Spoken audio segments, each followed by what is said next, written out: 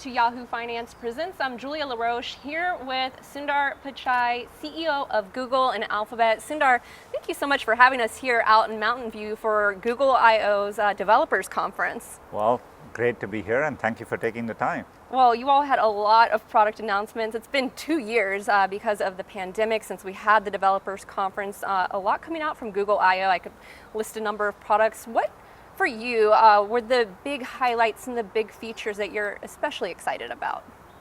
You know, there were a lot of things, but at the core of it is we are still focused on building a more helpful Google for everyone and using computer science and AI to deepen our understanding of the world, including language, which makes us improve our products like Search and Assistant well. I was excited about our breakthrough in natural conversations, and we had demos of being able to talk with the planet Pluto or a paper airplane, but those represent deeper shifts in terms of our ability to understand language in the world around us. So I'm very excited by that. I'll definitely want to explore that with you in just a bit. So one of the things about you that I've noticed is that your love really does lie with products, and I understand that you're the happiest when you're working with products. So I'm just curious, before we get into it, as the CEO of Google and Alphabet, how are you able to still seek out that experience of being part of that product development process and make sure that you're part of that experience? How do you find that time? Yeah, no, it's in general, being a CEO, you have to put in extra effort to make sure you're able to spend time on the things you want to. Otherwise, you're typically react. It's not always bad, but you're reacting a lot to the events happening on a day-to-day or on a weekly basis. So I block my product review times ahead of time, and they are, you're right, I'm very happy when I'm in them, and so I'm trying to protect them. I don't always succeed, but it's a high priority for me, and so that's how I manage it. Well, something that you definitely seem to get excited about working on. So sitting on top of Google and Alphabet, you certainly have a pulse as to what people are thinking. I think of Search, for example, and the things that we're putting into Search. So how does that inform the products that you all want to build and your product roadmap? At a high level, we realize people come to Search, billions of times every day. People do reach out through the pandemic, particularly reinforced, be it around health, or be it even around trying to find jobs as the economy is shifting.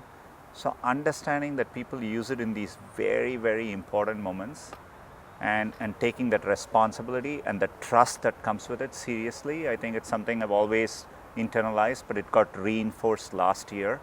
So we've spent a lot of time, for example, focused on job search and helping people with digital skills and those aspects. That's partly influenced by what we see coming to us in moments like this. Mm-hmm. One of the products that I noticed off the top, I can tell you, when I prepared for the interview, I was using Google Docs, but I was also FaceTiming and all sorts of stuff. But I was really taken by the product-led innovation in the enterprise space. Talking about Smart Canvas, for example, and what you'll be able to do within Google Docs, bringing a lot of these features together through smart chips. So I would love to understand, about the opportunity in the enterprise space. Are you all doubling down in this space because of the way work has changed? Yeah, we've been really focused on the enterprise space for a while. But last year, was a tectonic shift, and the future of work is changing dramatically. It is going to be more flexible. Work is no longer just a place, as we are doing this here. So we are all adapting, and so we are using our productivity applications to drive that shift. Google Docs really pioneered collaboration, the fact that multiple people can be working on the document at the same time. But now you can be working on a document and just quick hop on a video call if you want to talk to everyone, or easily assign people tasks. And so we're bringing that richness on top of the collaboration. So I think it is to support that future of work. How much would you say that something like Smart Canvas is a response to some of the competition out there? We can talk about Slack, which Salesforce is in the process of acquiring, or Zoom. Zoom's really it's kind of been everywhere in the last year plus. So how much is this a response to competition out there? all of us, when we are innovating, you're both trying to innovate, and tech is very competitive, and the products you're mentioning are all terrific products. I use them, and so inherently in everything you do, you're thinking about the user, thinking of new things, you're seeing what's happening in the world around you and adapting. And I think the ability to do both is super important. Mm-hmm. Well, Sundar, you did mention reimagining, the future of work. And when I think of Google, we're here on Google's campus. Google was really famous for kind of creating the fun office environment, like all the perks and the amenities that made you want to be in the office. So help us further understand your views of the future of work and the opportunities that you see within the hybrid model. I actually, just like we were excited 20 years ago to rethink, what coming to work meant, I feel the same optimism about being able to rethink work in this modern context. So for example, we knew we value people coming in, being able to see each other in person, the sense of community and collaboration it creates. But people had difficult time with commutes. Imagine having a parent-teacher conference, and I've gone through it in the middle of the day at 11 a.m. on a Tuesday, and you really want to be there, and the stress it creates. But in this future of work, I think we will handle all that better, be it a doctor appointment in the middle of the day. So bringing that flexibility, I think, helps people adapt to the realities of modern lives. One of the exciting things we announced is anybody can work from anywhere for 4 weeks. And so being able to take that longer trip in summer, which maybe the last time most people did was when they were in college, to recreate that experience and to go away with your family for 4 weeks.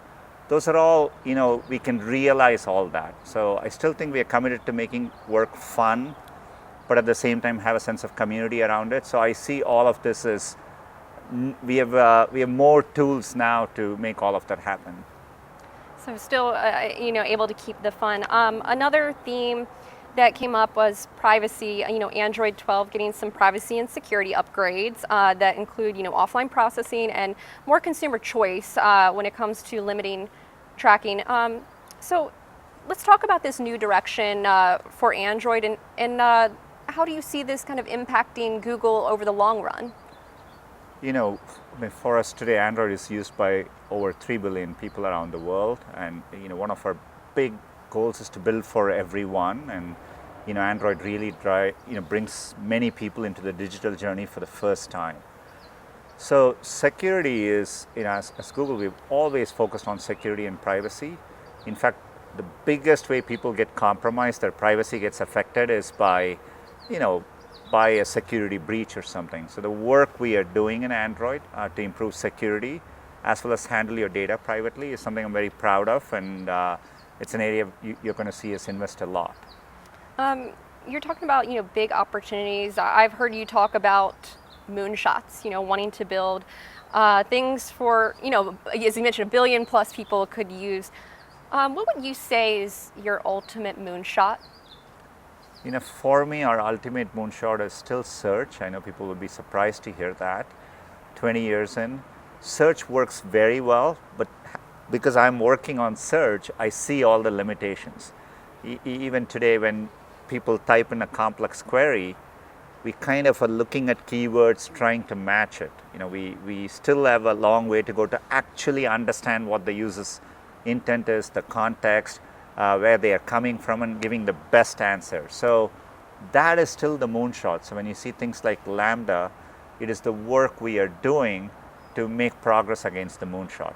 Let's further that. Let's talk about Lambda. You also were talking about multimodal model rollout. What are the bigger implications? This was when you all were having the conversation with Pluto, the planet, as you mentioned, or the paper plane. What are the bigger implications of this? As humans, even us sitting in this conversation, we are taking in everything. It's not just what we are speaking. We are in a place, we are seeing each other. That's how humans interact with the world. And so that's what multimodal is, making computers understand images, text, audio, video, the same way humans perceive information, so that they can help them in more meaningful ways. And that's what excites me about the changes we are making. I had a chance to play around with Pluto with my son, I could have sat down and had a conversation with him about space. That could have worked. But doing it that way, I can see it, capture his imagination, right? And that's the power of all of this, being able to do it in a more natural way. So this is an advancement in artificial intelligence, and I would just be curious from your vantage point, when we talk about AI and what it could mean, what do you think will be the biggest impact to society in the near term? So I'm going to say, like 12 to 24 months, and then maybe, I don't know if you would call it the medium to long term, but maybe 5 to 10 years out. What do you see as the biggest impacts to society from AI? In the near term, I think you would see a lot more what I call as assistive technologies, right? So for example, at a simple level, in the past you had to go to a DJ to get a custom music list for you, but now there is AI in pretty much all the music apps, which kind of creates a nice music playlist for you. That is an example of an assistive feature. You will see many things like that, including an important thing. So for example, as we showed yesterday, you may be a radiologist doing mammography scans, and AI can help flag for you the more urgent cases you need to look at more closely. So in general, assistive technologies across pretty much everything we do, I think would be the nearer term thing. Longer term, I think we'll have more profound applications. I think, how do you fundamentally design better batteries? Or, as an example of the kind of, how do you drive sustainability forward? AI will end up playing more profound roles across everything we do, education, healthcare. Those will take time to play out. Mm-hmm. How about some of the challenges that come with AI? Maybe for some folks, the scariest part of artificial intelligence is, the human bias that might manifest itself in the machine bias. So how do you think about overcoming the bias in AI and machine learning? I think it is extraordinarily important, and because AI, both because you're training from what's in the world right now, and as well as you're building these AI models, there can be errors anywhere along the process, and so fairness and studying for bias needs to be done up front. It's a core tenet of our AI principles, and there's been a lot of good work we have done, but we have a lot more to do. You saw examples of it yesterday when we made improvements in how phones take photographs, how the camera works, and understanding various skin tones, training on that, allowing for corrections so that you're representing people fairly. I think is an example of understanding bias and correcting for it. Yeah, being more inclusive with technology. I do sense optimism from you when it comes to AI. You've analogized the potential of AI to fire. Yet, there's some in the tech world, Elon Musk, most famously, saying that AI is, far more dangerous than nukes. What is someone like Elon getting wrong when it comes to AI? I don't think he is. I think he understands both the power and the pitfalls of a profound technology, and I think he's asked for regulation. And I share that view that AI is something too important, not to be scrutinized and regulated appropriately, giving room for innovation too. And so I think any technology as humanity, we need to harness to make sure it works in a way that's beneficial to society. And the stakes are just higher with AI, and so I think these are valid concerns, and I think I share that view as well. Mm-hmm. When it comes to maybe a regulatory framework, what would be like a smart move as it relates to regulation? I think many areas, two ways I would think. There are important applications of AI in sensitive areas, I think, where you can tackle that upfront, like facial recognition is a good example. We have been very careful not to offer general purpose facial recognition APIs, but it is getting more widely used. I think governments could give more clarity around the rights of citizens and the privacy protections you need there. Going forward, I would apply it. Different industries today already have regulations. So if you take healthcare, you have detailed regulations around healthcare. They need to evolve to understand the implications of AI and adapt to it. So, those are examples of how you could start working towards it. Before we move on, I should bring this up. At the end of 2020, you all departed with one of your top AI ethics researchers, Dr. Timnit Gebru, over a paper that was critical of the technology. What can you say, or can you explain the company's decision, because it did face some backlash within the AI community? I said at that time, and I still feel it today. It was a painful moment for Google. We deeply care about our work on AI ethics, and if anything, I viewed it as a learning moment. As a company, we are committing to more work in this area. We are bringing together many teams which are working in different parts of the company to form a bigger responsible AI team. And we are going to be adding a lot more people over the next many years.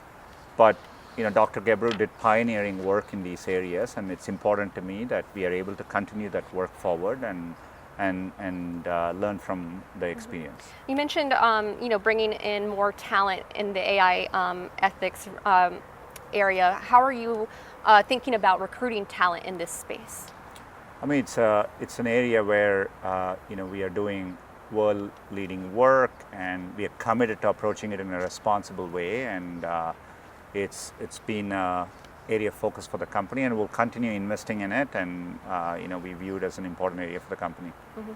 So I want to talk about misinformation. This was a topic that came up at Google I/O, talking about authoritative content you can trust, and it was interesting. One of your executives said that there are more Google searches for "Is it true that?" Than something like how to bake bread. Back in March, you did testify alongside Mark Zuckerberg and Jack Dorsey on social media's role in promoting extremism and misinformation online. I guess when you think to Google's core mission, what are you all doing to combat misinformation, and what's helping move the needle? I mean, it is at the heart of everything we do. So when you come and type a search query, when we say we are trying to find that needle in the haystack, which is the best possible answer, inherent in that is making sure it's factual and accurate and safe, and so that is part of what we do, and everything we do in ranking information is designed for that. We are bringing those same principles to YouTube as well. Content responsibility has been a big part of our focus, and we are making tremendous strides both by using human reviewers and AI. But this is an area where there's constant ongoing work. The amount of information in the world is more than ever before, and so we are constantly working to scale that up. Do you think this is a problem that we can ever really truly solve? What's kind of your outlook there? When will you be satisfied? I think inherent in the nature of information, it's the essence of humanity. There will be always debates about, what is okay to say, what is not okay to say, and I don't see all that going away. What we can as a company is develop better frameworks, better processes, better systems, better principles, and do this better than ever before. And our data shows that we are able to do that. But I think it'll always be ongoing work given in any large system. Mm-hmm. You mentioned having policies, and you all do have clear policies and remove content, though some content is allowed, I suppose, if it's people's personal experiences. So how do you kind of balance that if someone might be passing off misinformation as a personal experience? Sorry, could you repeat that part again? So you all have clear policies and you do remove content, but how do you think about, if someone might be passing off misinformation as a personal experience? How do you think about that in the context of misinformation? No, it's easier to answer in a specific example. If you take around COVID-19, we relied on, used in the US, for example, what the Center of Diseases and Control said as a source of authoritative information, right? So we used that, and we then also rate journalistic organizations higher. So if it's a topic around vaccines, in YouTube, we would surface content from news organizations higher, or health organizations like the Cleveland Clinic or Mayo Clinic or Center for Diseases and Control. So you elevate authoritative information. So that's one example for something like that. But you are right. We always have to account for personal experiences. We do, as a company, believe in freedom of speech. And so we default towards maximizing freedom of expression, and so that's something we cherish as well. I also, just while we're on this topic, a lot of debate around Section 230. I did read your testimony on where you stand on that. Have you thought about that? Would there be a thoughtful change to that regulation, or why do you think it's so important to keep? I think it's at the foundation of how, not just for big companies, every small company, you in Yahoo Finance rely on it every day for you to operate your website. So it's very foundational to how the internet works. Having said that, I think there are thoughtful ideas around better transparency and accountability. We are not opposed to regulation, and I think we just want to make sure for such a foundational law, any changes take into account unintended consequences and supports the innovation you see in the internet today. I also just want to talk about the news business, the business I'm in, because I know you all have made some announcements in that space, investing $1 billion in the news industry through the Google News Showcase, and I know you all are doing some work in India around this as well, around COVID-19, and talk to us about why that was such an important move for you all to make. About news is foundational to democratic societies, and I've always understood growing up in a democracy like India, at fraught moments, I saw the value that news organizations played, and so it stayed with me all through. So it's something we are very committed to, given our mission as a company. We today invest in making sure we drive a lot of traffic to our publishing partners. But the industry is definitely going through a lot, particularly through the pandemic, and it's an industry that's very impacted. So we are committed to doing more. We have had a Google News initiative for a while, and as part of News Showcase, we are committed to $1 billion in licensing content from news publishers across the world, and you will see us do a lot more in this area. I know another area that you care deeply about is addressing the digital divide. Sundar, where do you see the most inequities when it comes to the digital divide, and where do you see the opportunities to begin to close that gap? Whenever I travel, including in the US and around the world, people are actually hungry to be part of the digital economy. They want to join this journey. They see the opportunities. And on the other side, it's always amazing because companies have a lot of job openings which need digital skills, but they can't often find people. So you see this gap, and I think it's an important thing for all of us to realize. And the gap is actually easier to bridge than most people think. What we have found with our experience is even a 6 to 12 month course in digital skills can have a profound impact on a person's career. And so that's what we are doing, both through Grow with Google. It's a $1 billion commitment over 5 years. We've committed to training tens of millions of people on digital skills. We have our IT career certificate program, which we have done, and people who have come into it, and by the way, we see that it improves representation.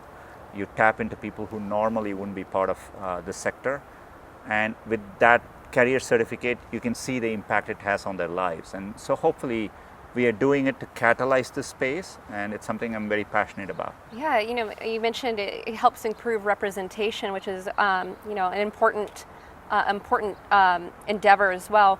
Let's explore this a little bit further, because it's exciting. The future of education, that you don't need a college degree per se.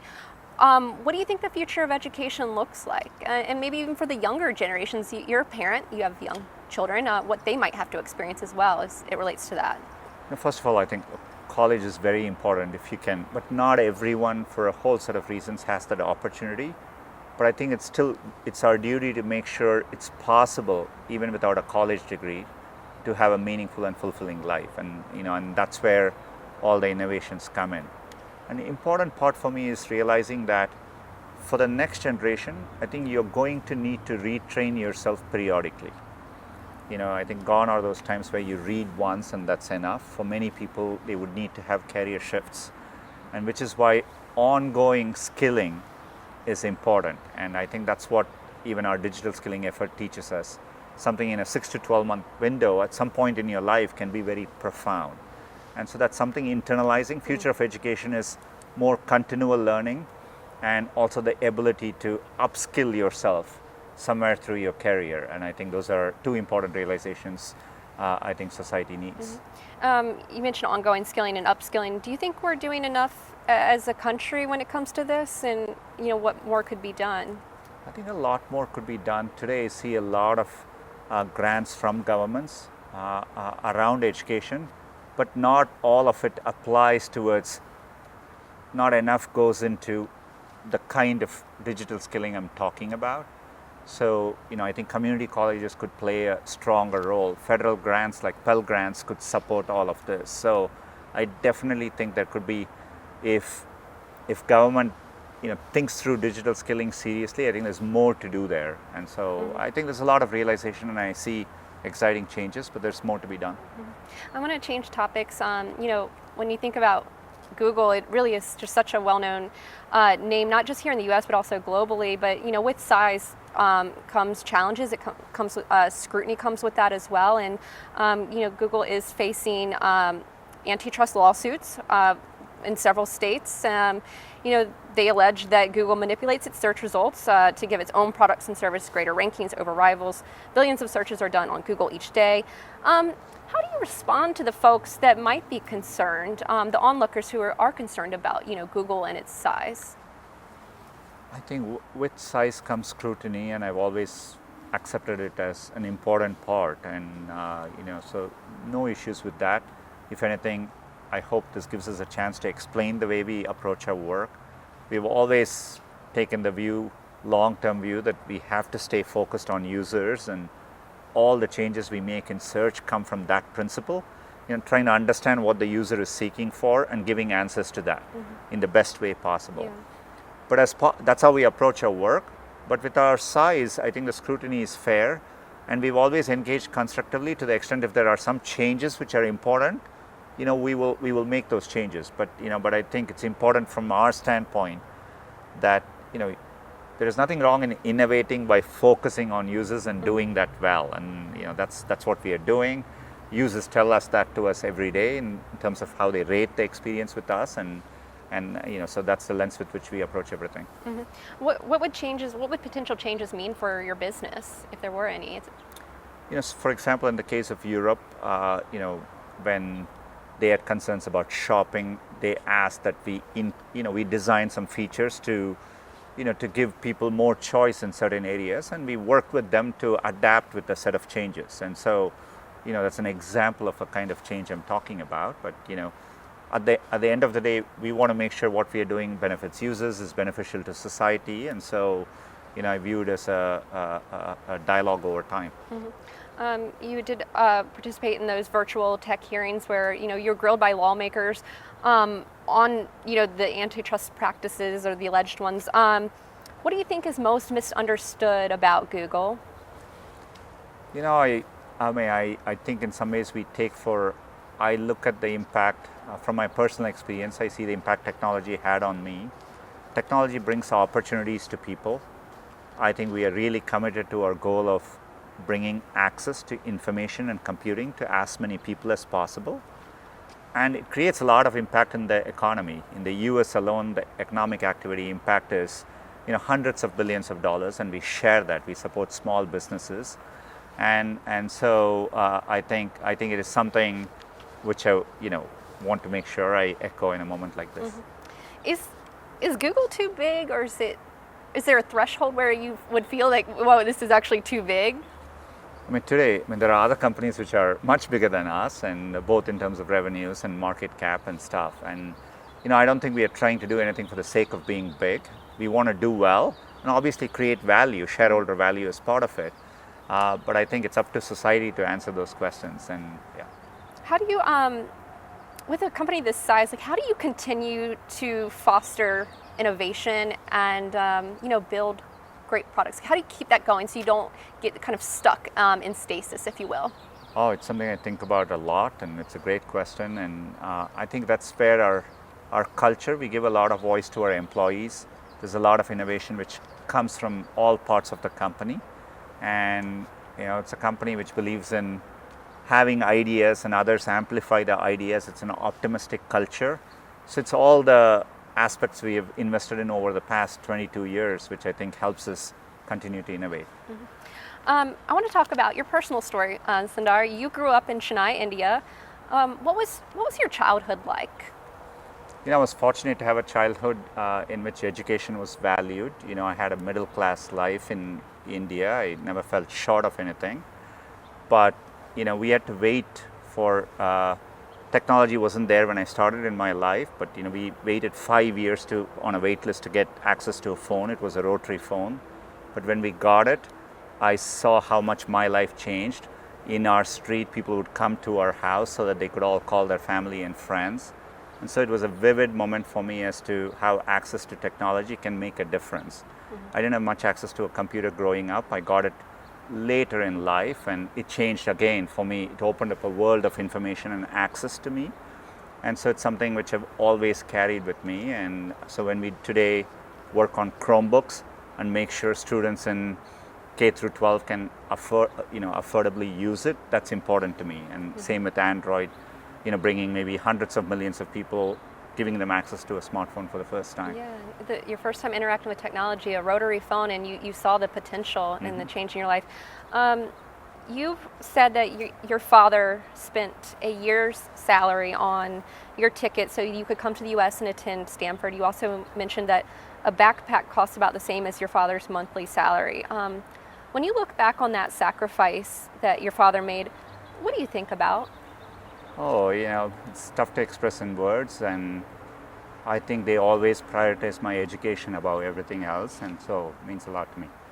How does your own upbringing and your experiences inform your leadership philosophy? I think empathy for people is very important, particularly at a time like what we went through last year. I think empathy as a value for leadership is extraordinarily undervalued, and it's something I've always brought into everything I do, and influences how I approach work. So you're living the American dream. What is the status of the American dream today? I think it's important. The hallmarks of American dreams are opportunity, no matter where you come from, and mobility. I think those are important ideals, and they can always have challenges, but it's something important to keep in mind, and we all need to make sure as society is progressing, everyone is benefiting over time, and that's hard to do, but I think it's something important to do. I do think America has always been an optimistic country, innovating, shows a lot of initiative. That's what also creates opportunity, and with that you need to make sure it's inclusive for everyone, but they all go hand in hand together, I think. I want to talk about immigration. You all did make some news lately that you're leading an effort. You led an amicus brief in a court case. You're leading an effort to help maintain work authorization for tens of thousands of people whose spouses hold H-1B visas. Talk to us about why this was such an important issue for you all to take the lead on here. I think immigrants contribute so much to the U.S. economy, and U.S. has had tremendous success, and they also, serve as connectors for the U.S. to the rest of the world. So I've always viewed it as a strength of the country, and on this particular thing, it gives, as people immigrate, it gives a chance for their spouses, which is often, underrepresented groups and women in particular, a chance to work and participate in the economy as well. And so I think it's really important on multiple dimensions. It's something I personally benefited from immigrating to this country, and so I felt strongly about it. You mentioned women and bringing more women into the workforce, and I'd like to kind of hear from you, like your thoughts on the progress that's being made. How do you feel about that so far, as it relates to more women in tech, also more people of color in the tech, and how do you kind of think about that and where you want to go? It's been a big focus for us, and we are making strides. We still have long ways to go. To the earlier point I made about future of work, the flexibility that's built into the future of work, I think, gives us a chance to do all of this better. So, for example, supporting women through the moment when they have children. It's often a pivotal moment in which many women drop out of the workforce. I think a more flexible workspace can allow you to support that better. Location flexibility. When we talk about underrepresented groups, us being able to recruit from anywhere in the world, including areas where you have more access to underrepresented talent.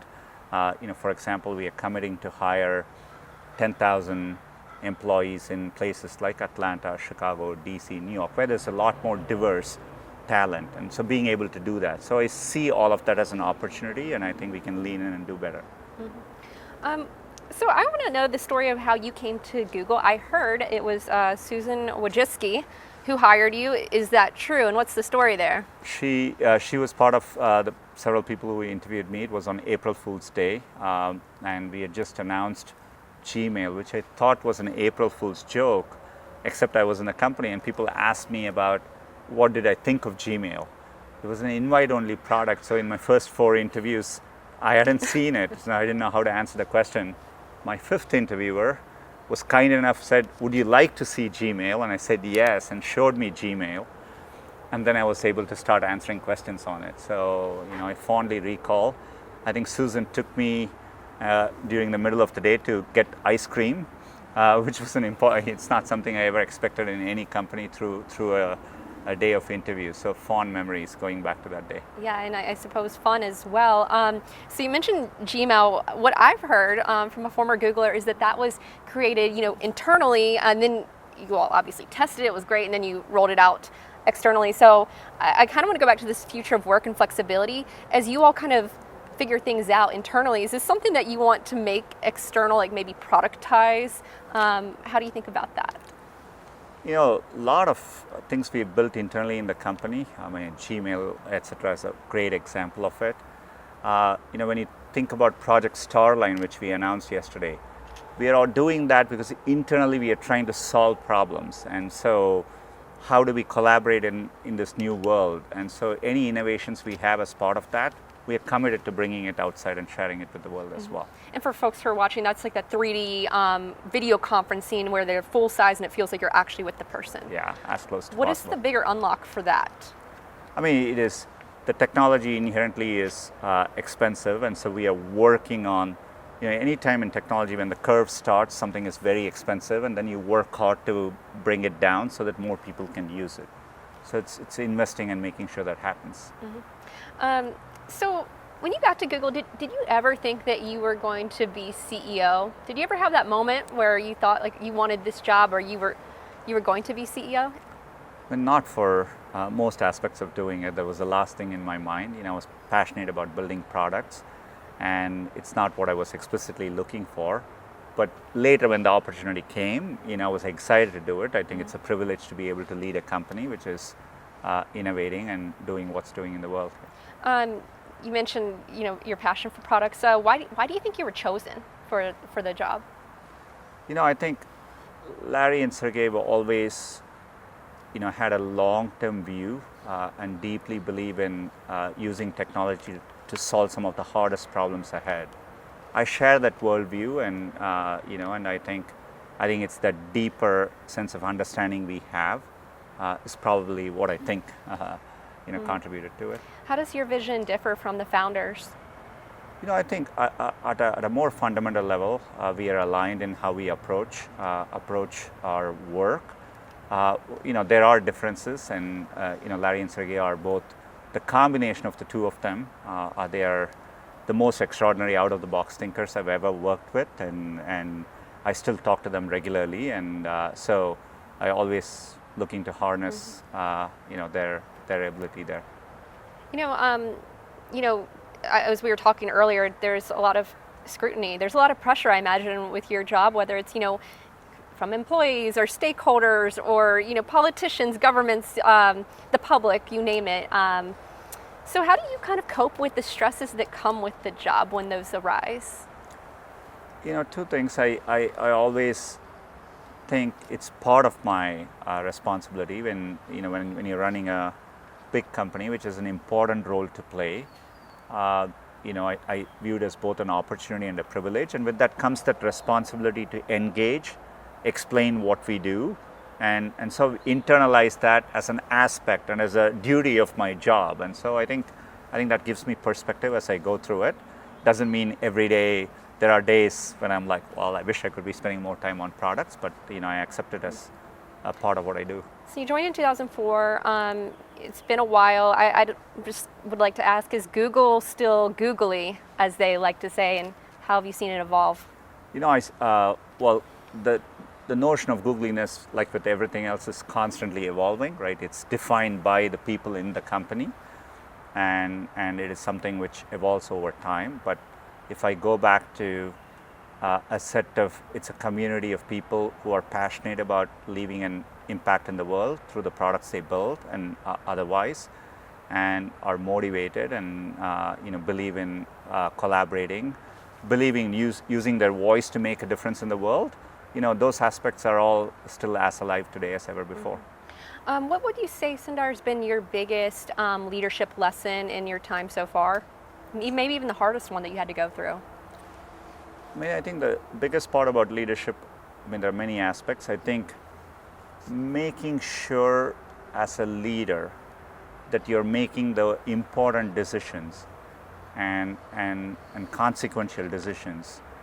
And there are few of them, and you need to do them, and you need to do them with clarity, and then need to bring that organization along. And it could be in a product area like pivoting the company to making sure, understanding the importance of AI, mobile or AI, and pivoting the company and doing that with clarity.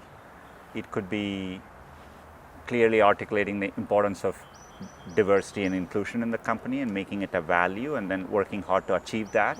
But it's getting those consequential moments right, I think, is one of the more important parts of leadership.